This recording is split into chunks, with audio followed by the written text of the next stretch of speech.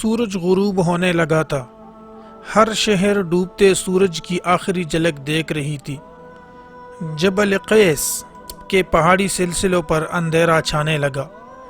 جاڑوں کی سرد ٹھٹھرا دینے والی رات شروع ہو گئی۔ جبل قبیس پہاڑی کے ایک غار میں حضرت آدم علیہ السلام کی نعش مبارک پڑی ہوئی تھی، اور غار کے باہر بنی شیس کے 2 جوان کڑے پہرا دے رہے تھے۔ اچانک وہاں پر بنی قابیل کے 2 قداور شخصیات نمودار ہو گئے اور غار کی طرف بڑھنے لگے۔ ان 2 آدمیوں کو دیکھ کر بنی شیس کے جوانوں نے کہا، اے بنی قابیل کے لوگوں، یہاں کیا کرنے آئے ہو؟ یہاں سے چلے جاؤ۔ یہاں غار میں ہمارے جد امجد آدم علیہ السلام کی لاش مبارک پڑی ہے۔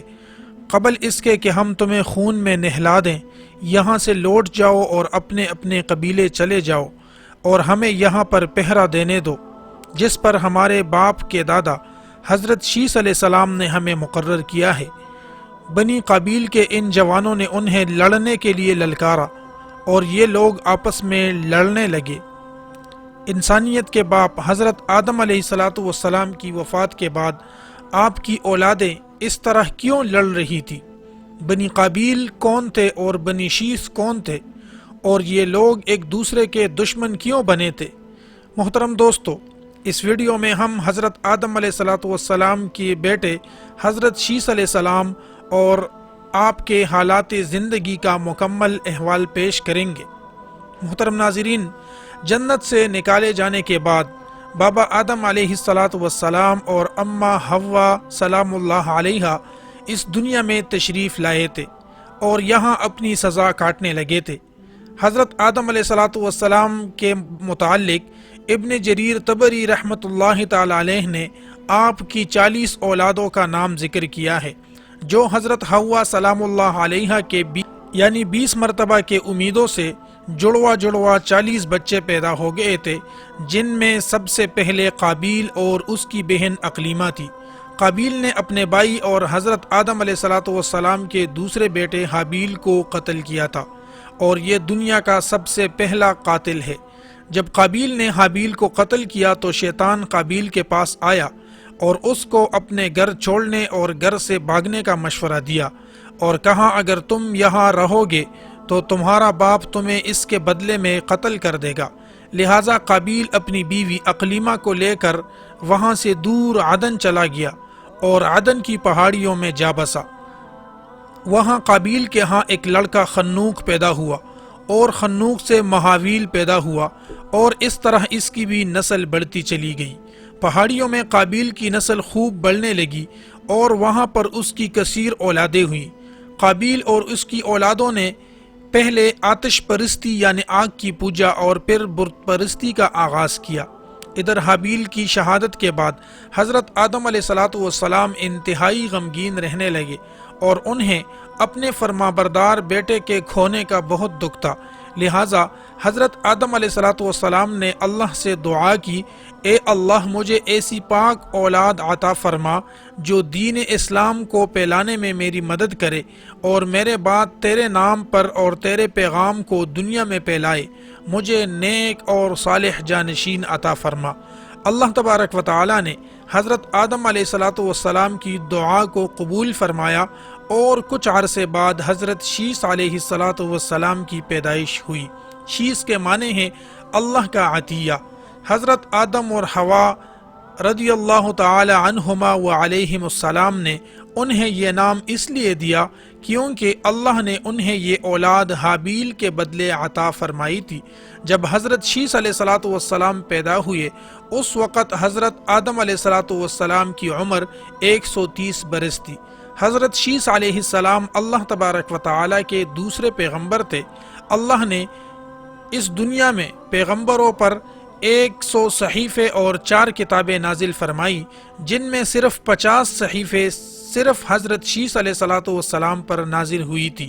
ان صحیفوں میں وہ اصول، قوانین اور ضابطے تھے جن سے انسانیت اور زندگی منظم ہوتی ہے۔ حضرت شیس علیہ الصلوۃ والسلام ایک خوش اخلاق اور خوش شکل انسان تھے۔ شروع سے ہی حضرت آدم علیہ الصلوۃ والسلام نے حضرت شیس علیہ الصلوۃ والسلام کی تعلیم و تربیت پر بہت توجہ دی۔ آپ نے شیس علیہ الصلوۃ والسلام کو جنت کے احوال بتائے، اچھے اور برے کی پہچان کروائی۔ جیسے جیسے حضرت شیس علیہ الصلوۃ والسلام جوان ہوتے گئے، حضرت آدم علیہ الصلوۃ والسلام کی تعلیم و تربیت رنگ لاتی رہی۔ حضرت آدم علیہ الصلوۃ والسلام نے آپ کو دعوت اور تبلیغ کے طریقے سکھائے، دن رات کی گھڑیوں کی پہچان کروائی۔ ان اوقات میں اللہ تبارک و تعالیٰ کی جانے والی عبادتوں کی تعلیم دی، اور بعد میں آنے والے نوح علیہ الصلوۃ والسلام کے طوفان سے بھی آگاہ کیا۔ حضرت آدم علیہ الصلوۃ والسلام کو اپنے بیٹے سے بہت امیدیں تھیں، کیونکہ آپ کا ایک فرمانبردار بیٹا شہید ہو گیا تھا اور دوسرا بیٹا شیطان کا پیروکار بن کر کفر کے راستے پر چل پڑا تھا۔ لہٰذا اب اللہ کے دین کو آگے پھیلانے اور شیطان سے مقابلہ کرنے کے لیے آدم علیہ الصلوۃ والسلام کے نظر میں حضرت شیس علیہ الصلوۃ والسلام ہی تھے۔ جب حضرت شیس علیہ الصلوۃ والسلام جوان ہوئے تو آپ نے اپنے بھائی بہنوں میں ایک نیک سیرت عورت جس کا نام مخائلہ تھا اس سے نکاح کر لیا۔ بعض روایتوں میں اس کا نام عرورہ بھی لکھا گیا ہے۔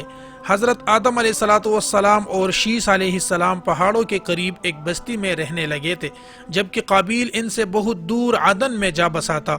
اسی طرح حضرت آدم علیہ الصلوۃ والسلام کا قابیل سے رابطہ بالکل ختم ہو گیا تھا۔ قابیل اور اس کی اولادوں کے ہاں فحاشی اور عریانی اور بے حیائی اپنے عروج پر تھی، اور یہ کفر اور شرک اور بت پرستی میں مبتلا تھے۔ حضرت آدم علیہ الصلوۃ والسلام نے 960 سال کی عمر پائی۔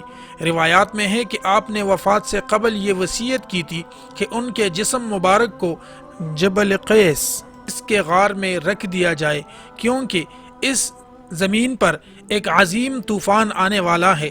جب یہ طوفان ختم ہو جائے اس کے بعد آپ کے جسم کو شام کی سرزمین میں دفن کیا جائے گا۔ لہٰذا وفات کے بعد حضرت آدم علیہ الصلوۃ والسلام کے جسم مبارک کو بنی شیث نے ایک تابوت میں رکھ دیا اور اسے ایک غار میں رکھ دیا۔ کہتے ہیں کہ اس غار کے باہر بنی شیث کے لوگ ہمیشہ پہرا دیا کرتے تھے، اور بنی قابیل اکثر اس غار کی طرف حملہ کرتے تھے تاکہ حضرت آدم علیہ الصلوۃ والسلام کی نعش مبارک کو اپنے ساتھ لے کر جائیں، لیکن طوفان نوح تک یہ تابوت حضرت آدم علیہ الصلوۃ والسلام کے جانشین بنی شیث کے پاس ہی رہی۔ حضرت آدم علیہ الصلوۃ والسلام کی وفات کے 1 سال بعد بی بی حوا سلام اللہ علیہا بھی وفات پا گئی۔ روایات کے مطابق جب حضرت آدم علیہ الصلوۃ والسلام کی وفات ہوئی اس وقت آپ کی اولادوں کی تعداد 40,000 تک پہنچ چکی تھی۔ آپ کی وفات کے بعد بنی آدم کے نگہبان اور حضرت آدم علیہ الصلوۃ والسلام کے جانشین حضرت شیس علیہ الصلوۃ والسلام بنے۔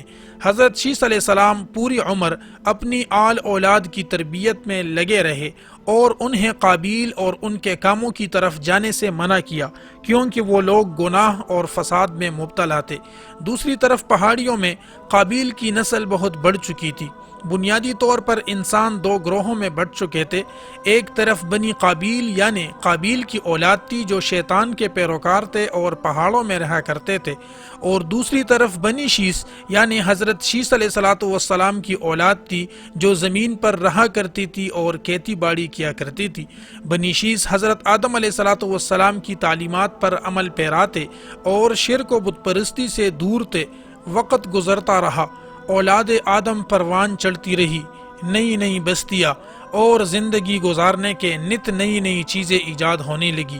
دوسری طرف بنی قابیل اتنے سرکش ہو گئے تھے کہ وہ اکثر بنی شیث پر حملہ آور ہوتے اور ان کے اناج اور غلہ وغیرہ لوٹ کر لے جایا کرتے تھے۔ دنیا کی پہلی جنگ بھی انہی دونوں کے درمیان ہوئی، اور جنگ کی وجہ یہ ہوئی قابیل اپنے بیٹے کی شادی حضرت شیس علیہ السلام کی بیٹی سے کرنا چاہتا تھا، لیکن حضرت شیس علیہ السلام نے اس شادی سے انکار کر دیا۔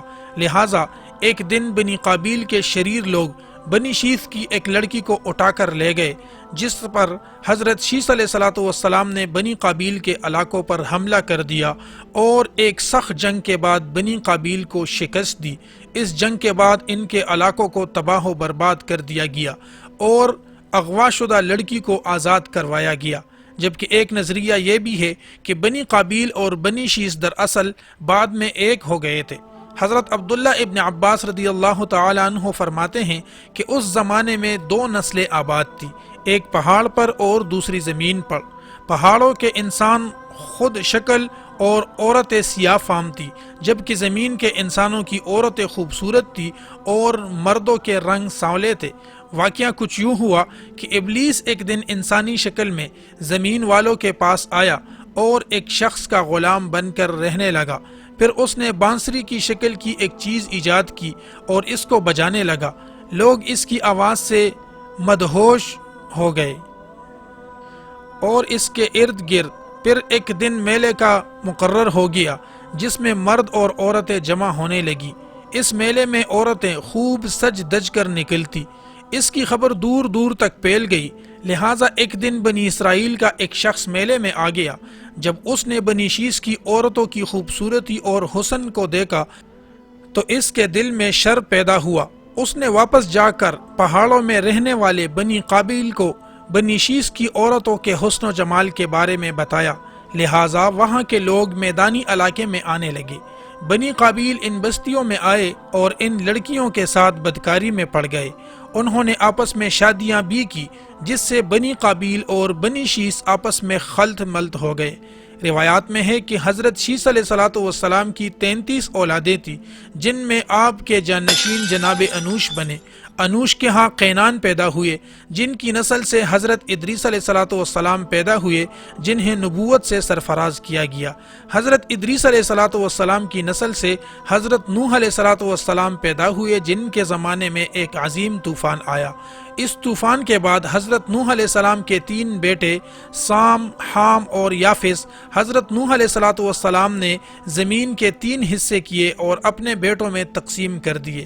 حام کو افریقہ کا وسط اور شمالی حصہ دیا گیا، شام کو وسطی ایشیا اور عرب کا حصہ ملا، اور یافس کو روم اور مغربی علاقوں کے ملک دیے۔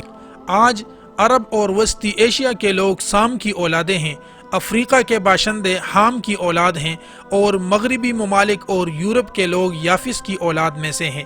آج بنی قابیل اور بنی شیس آپس میں مل چکے ہیں، اور یہ کبھی علیحدہ نہیں کیا جا سکتے، مگر یہ کہ ہم اپنے باپ حضرت آدم علیہ السلام کی وصیت اور نصیحت پر عمل پیرا ہو کر بنی شیس کے راستے پر چل کر ہی فلاح پا سکتے ہیں۔ بنی قابیل اور بنی شیس کی تاریخی جنگ صرف ایک خاص زمانے تک نہ رہی، بلکہ وہ جنگ آج بھی جاری ہے اور تا قیامت جاری رہے گی، لیکن اس جنگ میں فتح اس کو ہوگی جو اپنے جد اعلیٰ حضرت شیس علیہ السلام اور حضرت آدم علیہ السلام کی روایات اور تعلیمات پر قائم رہے گا۔ اللہ تبارک و تعالی ہمیں اپنے محبوب صلی اللہ علیہ وآلہ وسلم اور اپنے جد امجد حضرت آدم علیہ السلام اور حضرت شیس علیہ السلام کے تعلیمات پر عمل پیرا ہونے کی توفیق عطا فرمائے، آمین یا رب العالمین۔